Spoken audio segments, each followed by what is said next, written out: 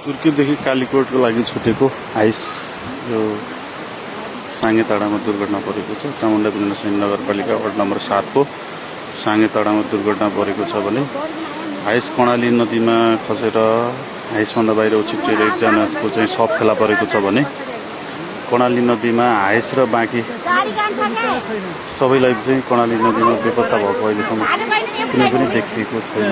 यो चाहिँ कर्णाली नदी, यो ठाउँमा चाहिँ दुर्घटना भएको छ। यहाँ चाहिँ कसैको पनि केही देखिने अवस्था छैन। सबै हाइस बाँकी मान्छेहरू सबै कर्णालीमा बेपत्ता छन्। साथै एकजनाको भने शव चाहिँ हाइस कर्णाली नदीको तीरमा नजिकै हाइसबाट निस्केर अवस्थामा भेटिएको छ र सशस्त्र प्रहरी नेपाल प्रहरीले उक्त शवलाई